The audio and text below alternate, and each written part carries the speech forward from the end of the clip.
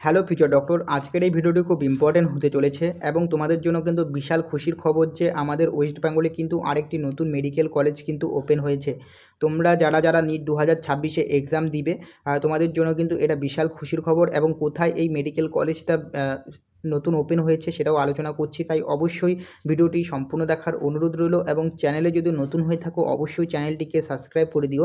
তোমরা পাশের যে নিউজ পেপার যে আর্টিকেলটা দেখতে পাচ্ছ, এখানে যদি দেখো তোমরা স্পষ্টভাবে লেখা রয়েছে রাজ্যে প্রথম বেসরকারি ভেটেরিনারি মেডিকেল কলেজ খুললো কিন্তু JIS। কোথায় খুললো দেখো, এখানে লেখা রয়েছে হুগলির মগরায়। ওকে, হুগলি জেলার মগরায় কিন্তু এই প্রথম ভেটেরিনারি মেডিকেল কলেজটা কিন্তু খুললো JIS গ্রুপ, যেখানে কিন্তু 30 একরের বেশি জায়গা জুড়ে ছড়িয়ে থাকা এই JIS গ্রুপ যে রয়েছে এই ভেটেরিনারি কলেজটা কিন্তু খুললো, যেটা কিন্তু পশুদের জন্য। ওকে, তোমরা যারা যারা ভেটেরিনারি কলেজে অ্যাডমিশন হতে চাও বা ভেটেরিনারি নিয়ে পড়তে চাও, পশুদের নিয়ে পড়তে চাও, তোমাদের জন্য কিন্তু এটা খুবই সুবর্ণ সুযোগ।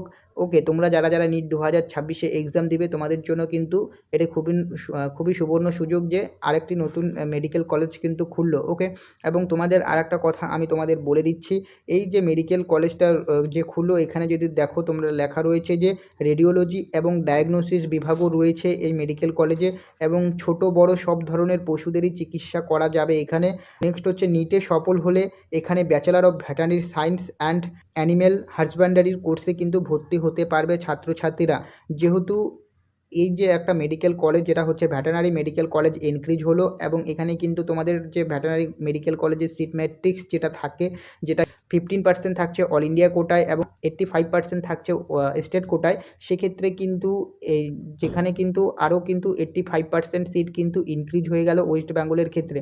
ওকে, তো এই কলেজেও কিন্তু সেম থাকছে যে এই কলেজ যে নতুন যে মেডিকেল কলেজটা যে খুললো যে আমাদের ওয়েস্ট বেঙ্গলে যে ভেটেরিনারি মেডিকেল কলেজটা, এই মেডিকেল কলেজেও কিন্তু 15% থাকবে কিন্তু অল ইন্ডিয়া কোটায় সিট এবং 85% থাকবে কিন্তু স্টেট কোটায়।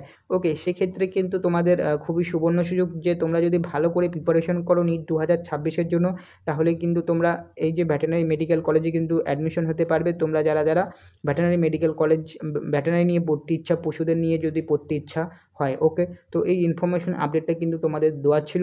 আশা করি তোমাদের ভিডিওটি ভালো লেগেছে। ভিডিওটি ভালো লাগলে অবশ্যই চ্যানেলটিকে সাবস্ক্রাইব করবে এবং তোমরা যারা যারা এখনও অবধি টেলিগ্রাম গ্রুপে জয়েন্ট হওনি অবশ্যই টেলিগ্রাম গ্রুপে জয়েন্ট হয়ে যাও, কারণ আমি প্রথমেই কিন্তু সেখানে আপডেট দিয়ে থাকি এবং এই আর্টিকেলটাও কিন্তু আমি টেলিগ্রামে প্রোভাইড করে দিয়েছি, তোমরা চাইলে দেখে নিতে পারো। ওকে, দেখা হচ্ছে পরে ভিডিওতে।